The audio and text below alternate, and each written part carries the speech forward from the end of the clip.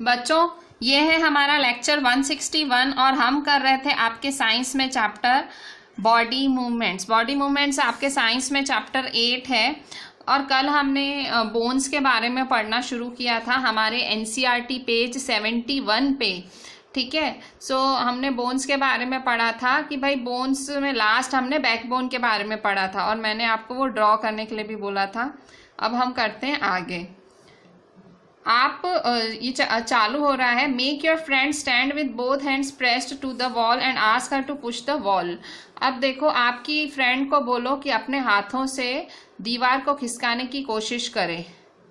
Do you notice two bones on the back are prominent where the shoulders are, these are called shoulder bones. तो आपकी friend जो पूरा दम लगाएगी wall को हिलाने का, ऑब्वियसली नहीं हिला पाएगी, तो वो जो पूरा दम लग रहा है तो वो कौन सी बोन्स की वजह से, शोल्डर बोन्स की वजह से लगेगा। ठीक है, सो यहाँ पे शोल्डर बोन्स का भी डेफिनेशन टिक कर लो। सो टू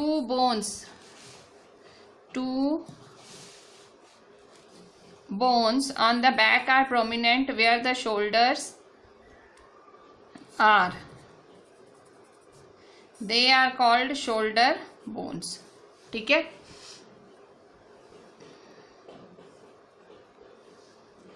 तो देखो यहाँ पे तो दो बोन्स हैं, जो पिछले हिस्से पे दो बोन्स हैं वो प्रोमिनेंट होती हैं और उन्हें शोल्डर बोन्स कहा जाता है।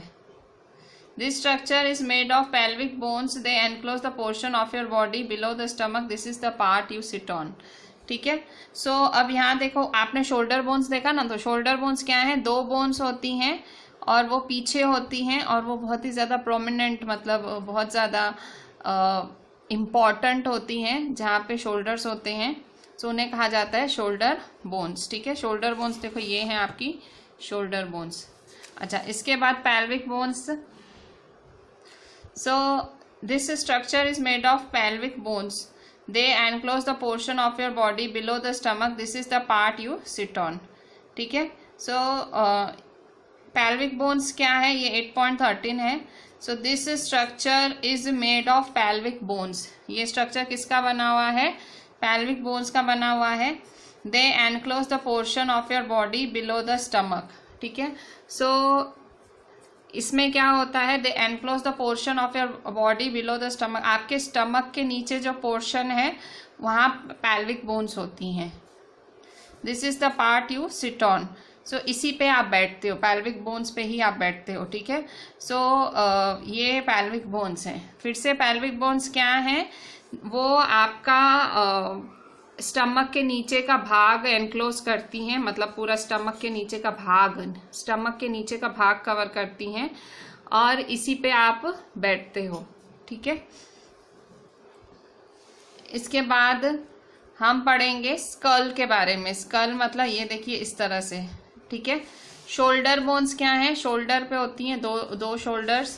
पैल्विक बोन्स इस पे आप बैठते हो। ठीक है, और ये है स्कल। ठीक है, so the skull is made up of many bones joint together. Skull किसका बना हुआ है, बहुत सारी हड्डियों का जब साइड में जॉइन होती हैं तो स्कल बनता है। It enclose and protect a very important part of the body, the brain. ठीक है, so the skull is made up of many bones joint together. Skull किसका बना हुआ है, बहुत सारी बोन्स का बना हुआ है जो साथ में जुड़ी हुई होती हैं bones. It encloses and protects a very important part of the body. तो ये स्कल जो है ब्रेन को प्रोटेक्ट करता है। ठीक है, so it encloses and protect very important, मतलब स्कल के अंदर हमारा ब्रेन प्रोटेक्टेड होता है। The skull is made up of many bones together. ये स्कल है। ठीक है, खोपड़ी बोलते हैं ना, ये स्कल है और इसके अंदर हमारा ब्रेन प्रोटेक्टेड है। ठीक है, स्कल के अंदर हमारा ब्रेन प्रोटेक्टेड है। We discussed many bones and the joints of our skeleton। अभी आपने इतना सारा चैप्टर पढ़ा तो उसमें आपने बोन्स एंड जॉइंट्स के बारे में पढ़ा कि स्केलेटन में बोन्स और जॉइंट्स होते हैं। ठीक है, आपने बोन्स के बारे में पढ़ा, जॉइंट्स के बारे में पढ़ा। देयर आर पेज नंबर 72 पे some additional parts of the skeleton that are not as hard as the bones which can be bent. These are called cartilage. अब देखो जॉइंट्स और बोन्स के अलावा तीसरा जो है वो कार्टिलेज होता है। कार्टिलेज क्या होता है? हमारे स्केलेटन में ही, हमारे हड्डियों के ढांचे में ही एक ऐसा हिस्सा होता है जो बोन्स की तरह इतना हार्ड नहीं होता है, ना कि वो बेंट पर वो बोन्स की तरह हार्ड नहीं होता है, सख्त नहीं होता है, स्ट्रेट नहीं होता है, वो बेंट कर सकता है, वो मुड़ सकता है, उसे हम कहते हैं कार्टिलेज। मतलब देखो, आपने सबसे पहले क्या पढ़ा? आपने सबसे पहले जॉइंट्स पढ़े, फिर आपने क्या पढ़ा? जॉइंट्स के बाद आपने क्या पढ़ा? आपने बोन्स पढ़ा। अब आप क्या पढ़ रहे हो? कार्टिलेज। सो कार्टिलेज क्या है? कार्टिलेज बोन्स का ही हिस्सा है, पर वो हार्ड नहीं है, वो बेंट हो सकता है। अपने ईयर को फील करो, ये आपका ईयर है, ठीक है। सो ईयर पे देखो, यहाँ हाथ लगाओ, ये ईयर है आपका, यहाँ हाथ लगाओ, तो आपको यहाँ पे थोड़े से छोटे छोटे बोनी पार्ट्स, बोन्स, छोटे छोटे बोन्स दिखेंगे, और आप अपने ईयर को ऐसे मुड़ा भी सकते हो। आप मुड़ा के देखना, ठीक है। सो यहाँ पे आप मुड़ा सकते हो। सो ये जो मुड़ा सक रहे हो, ये है कार्टिलेज, ठीक है। सो अगर आप अभी यहाँ देखो, ये क्या है? कार्टिलेज। ये है, ये जो है छोटी छोटी हड्डियां हैं वो कार्टिलेज है, जो बैंड भी हो सकती हैं। अब यहाँ देखो, ये निचला हिस्सा है, ये है ईयर लोब, ठीक है। सो ईयर लोब अलग है और ये कार्टिलेज अलग है, ठीक है। सो you do feel something in the upper parts of the ear that is not as soft as the but not as hard as the bone, isn't this is cartilage, ठीक है। सो कार्टिलेज कहाँ पाया जाता है? It's also found in the joints of the body, ठीक है। So cartilage यहाँ है, ये कार्टिलेज है, ठीक है। और यहाँ तो कोई बोन ही नहीं है, और यहाँ कार्टिलेज है। अगर यहाँ समझो कार्टिलेज होता है, यहाँ तो आप कान छिदवाते हो ना, वो छिदवा ही नहीं सकते। जो लड़कियाँ कान छिदवाती हैं, लड़के कान छिदवाते हैं या छिदवा ही नहीं पाते, ठीक है। So cartilage is also found in joint of the body. So कोई पूछे कार्टिलेज कहाँ पाया जाता है, तो अपर पार्ट ऑफ ईयर में, ठीक है। तो आपने क्या देखा? आपने देखा कि our skeleton is made up of many bones, joints and cartilage. आपने देखा कि जो हमारा स्केलेटन है वो किस किस का बना है? बोन्स, जॉइंट्स और कार्टिलेज का बना है। आप उसे फील कर सकते हो, बेंड कर सकते हो, मूव कर सकते हो, ठीक है। You could feel, bend and move any of them, ठीक है। सो we have learnt about bones in our body and about joints that help us move in different ways. अभी तक आपने बोन्स के बारे में पढ़ा, अभी तक आपने जॉइंट्स के बारे में पढ़ा। आपने देखा कि भाई बोन्स और जॉइंट्स कैसे हेल्प करते हैं हमारे शरीर के अलग अलग हिस्सों को मूव करने में, ठीक है। सो अब बताओ, आखिर ये मूव होते कैसे हैं? हम कह रहे हैं कि बोन्स और जॉइंट्स की वजह से हमारे शरीर के हिस्से मूव होते हैं, पर ये मूव होते कैसे हैं, किसकी मदद से? अब एक नया कैरेक्टर आएगा स्टोरी में, ठीक। कौन है वो नया कैरेक्टर? तो यहाँ देखो, उसका इंट्रोडक्शन दिया है। यहाँ आपको एक एक्टिविटी फिर से करने बोल रहा है। Make a fist with one hand, ठीक है। एक हाथ से मुट्ठी बनाओ, ठीक है। ये आपने क्या किया? मुट्ठी बनाई, ठीक है। So bend your arm at the elbow and touch your shoulder with the thumb. Bend your arm at the elbow. अच्छा, अपने एल्बो से अपने आर्म को बेंड करो और touch your shoulder with the thumb. देखो, ये आपका आर्म है, ठीक है। इसको ऐसे बेंड करना है आपको, ठीक है। बेंड करते करते शोल्डर पे हाथ रखना है। Touch it with other hand. Do you observe a slow. तो ये जो आप मूव कर पाते हो, ठीक है, ये जो मैंने उंगलियों से ऐसे मोड़ के मैंने मुट्ठी बना ली या मैंने आर्म को बेंड किया, तो किसकी वजह से कर पाई? एक स्वोलन रीजन की वजह से, मसल्स की वजह से। देखो, ये जो मसल्स हैं, इन मसल्स की वजह से, ये देखो, मैं आर्म को उठा पाई या मैं मुट्ठी बना पाई। किन की वजह से कर पाई? मैं कर पाई मसल्स की वजह से, ठीक है। So the muscle bulged due to contraction. Now bring your arm back its normal position. तो देखो, मसल्स क्या होती हैं? देखो, जब मुझे हाथ देखो ऊंचा करना था, तो मसल्स कॉन्ट्रैक्ट हो गई, मसल्स ने खुद को सिकुड़ लिया।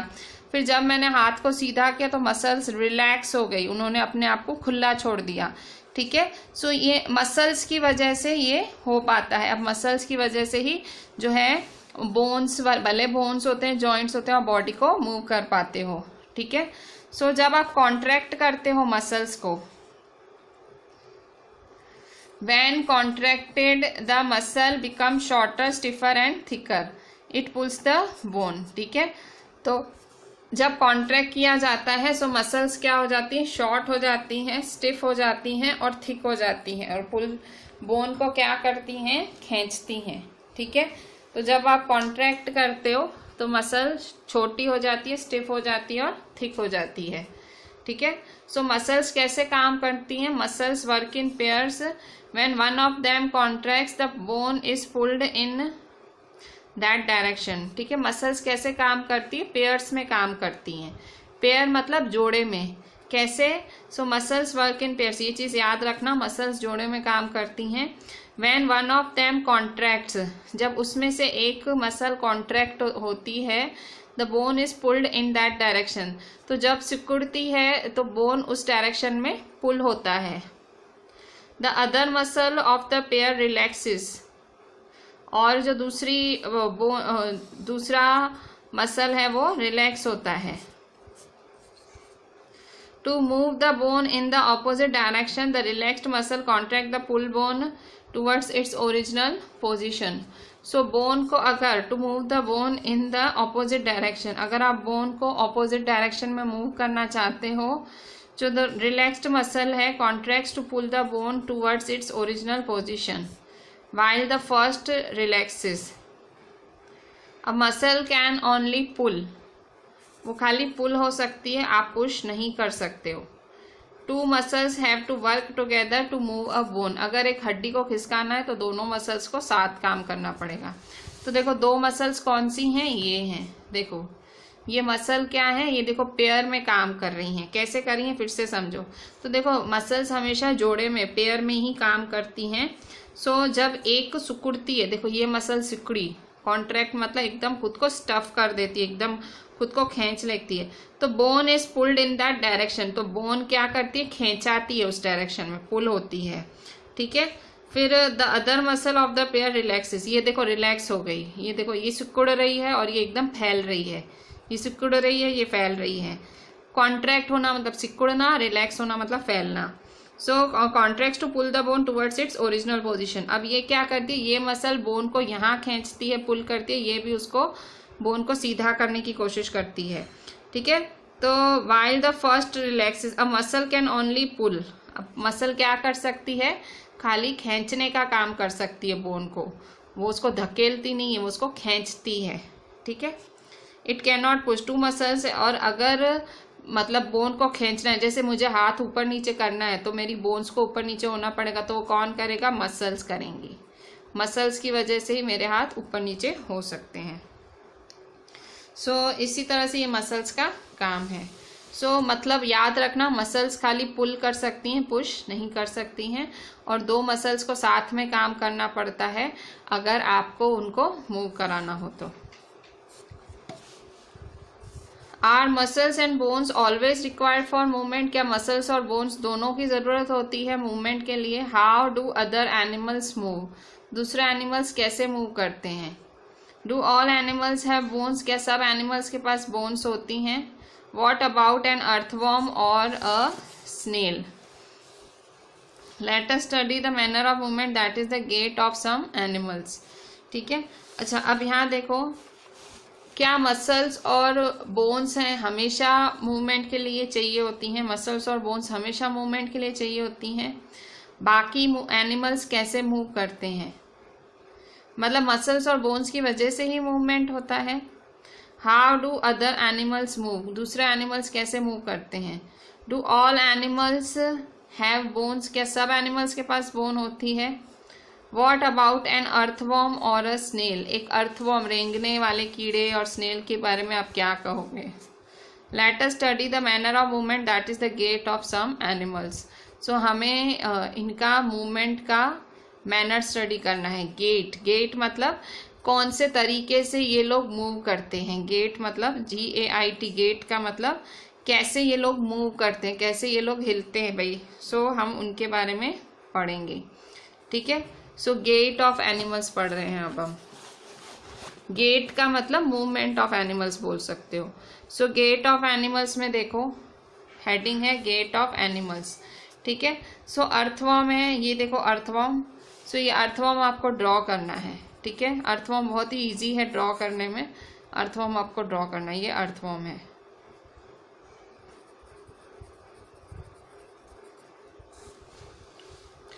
ठीक है। So observe an earthworm moving on soil in a garden. अब आप एक अर्थवर्म को ऑब्जर्व करो, सॉइल, एक गार्डन की सॉइल में जब अर्थवर्म मूव करता है तो आप उसको ऑब्जर्व करो। Gently lift it and place it on a piece of blotting और फिल्टर पेपर। उसको आप धीरे से उठाओ और उसको एक फिल्टर पेपर पे रख दो। ऑब्जर्व इट्स मूवमेंट, अब देखो वो कैसे घूम रहा है। Then place it on a smooth glass plate और एनी स्लिपरी सरफेस। अब उस पेपर से उसको किसी ग्लास पे शिफ्ट कर दो। अब देखो वो कैसे घूम रहा है। सो क्या वो पेपर पे अलग और ग्लास पे अलग रेंग रहा है? सो आप क्या देख पाते हो कि अर्थवर्म किस पे अच्छे से ज़्यादा रेंग सकता है, ग्लास पे कि पेपर पे? The body of an earthworm is made up of many rings joint end to end. ये अभी अर्थवर्म की बॉडी को डिस्कस करेंगे हम। The body of an earthworm is made up of many rings. देखो ये छोटी छोटी रिंग्स बनी हुई हैं, ठीक है। ये छोटी छोटी रिंग्स का बना हुआ है। The body is made up of many rings joint end to end. An earthworm does not have bones. Earthworm के पास बोन्स नहीं होते हैं। It has muscles which help to extend and shorten the body. So earthworm के पास muscles होती हैं जिसकी वजह से जो बॉडी एक्सटेंड होती है और शॉर्टन होती है, ठीक है। बॉडी एक्सटेंड भी होती है और शॉर्टन भी होती है। So during movement the earthworm first extends the front part of the body keeping the rear portion fix to the ground. So जब मूवमेंट होता है तो अर्थवर्म है वो बॉडी का अगला हिस्सा क्या करता है, एक्सटेंड करता है और पिछला हिस्सा वो फिक्स रखता है ग्राउंड पे। Then it fixes the front end and releases the rear end। मतलब अगले हिस्से से चलता है तब पिछला हिस्सा शांति से बैठा होता है, फिर पिछले हिस्से से चलता है तो अगला हिस्सा ऐसे, मतलब इस तरह से चलता है। It then shortens the body and pulls the rear end forward।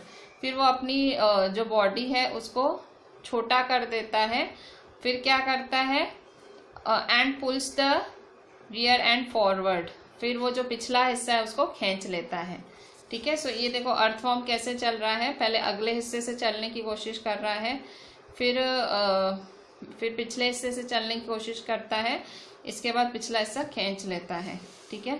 So this makes it move forward by a small distance. ऐसे थोड़ा थोड़ा करके वो चलता है। Repeating such muscle expansions and contractions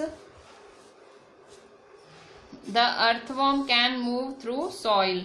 सो ऐसे रिपीट कर करके कॉन्ट्रैक्ट रिलैक्स मतलब सिकुड़ के, मतलब अगला हिस्सा रिलैक्स करता है, पिछला सिकुड़ता है, फिर पिछला रिलैक्स करता है, अगला सिकुड़ता है। तो ऐसे कर करके वो मूव करता है सॉइल में। Its body secretes a slimy substance to help the movement.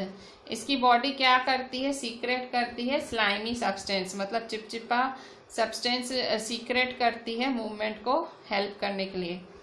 So under its body it has large number of tiny bristles. इसकी बॉडी के नीचे, under its body it has a large number of tiny bristles. जैसे कि brush में bristles होते हैं वैसे ही इसके बॉडी के नीचे ब्रिसल्स होते हैं, छोटे छोटे हेयर लाइक स्ट्रक्चर्स होते हैं प्रोजेक्टिंग आउट। वो जो हैं ये छोटे छोटे इसकी बॉडी के नीचे जो स्ट्रक्चर्स होते हैं यहाँ से वो बाहर निकलते हैं। The bristles are connected with muscles. So ये जो ब्रिसल्स हैं किससे कनेक्टेड हैं, मसल्स से कनेक्टेड होते हैं।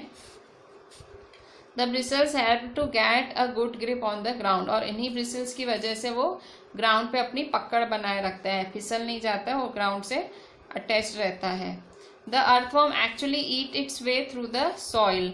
It's body then throws away the, फिर वो क्या करता है साथ साथ में मिट्टी खाता भी जाता है, मतलब चलते चलते मिट्टी भी खाता जाता है, और फिर जो उसको अनडाइजेस्टेड पार्ट लगता है फिर उसको वो फेंकता भी जाता है, ठीक है।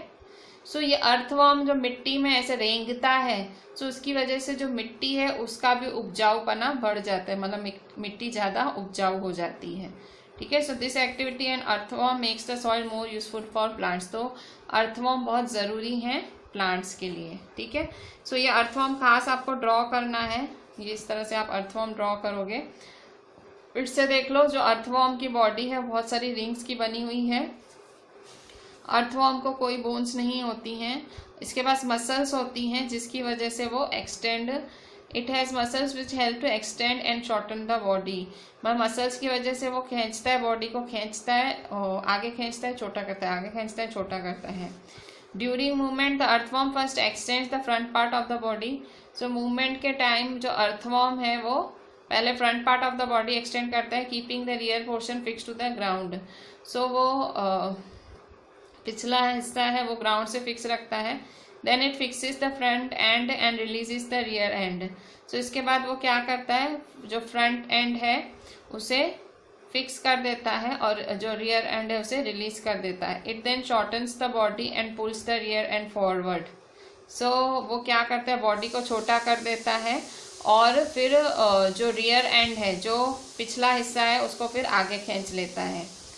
दिस मेक्स, मतलब इस तरह से दोनों हिस्सों को आगे पीछे ऐसे करते करते धीरे धीरे कम स्मॉल डिस्टेंस चलता है। Repeating such muscle expansions and contraction the earthworm can move through soil, ठीक है। सो इसके बाद मसल्स होते हैं और ब्रिसल्स होते हैं। ब्रिसल्स की वजह से वो ग्राउंड से कनेक्टेड रहता है और मिट्टी भी खाता रहता है, ठीक है। सो यहाँ आज हमने जितना भी टिक किया आपको सब कुछ लिखना है and do each and everything properly. आज का जो इम्पोर्टेंट टॉपिक था वो था मसल्स एंड देन आपका अर्थवॉर्म, ठीक है। सो सब एक एक चीज़ आप पॉइंट्स में लिखना and WhatsApp me. Thank you.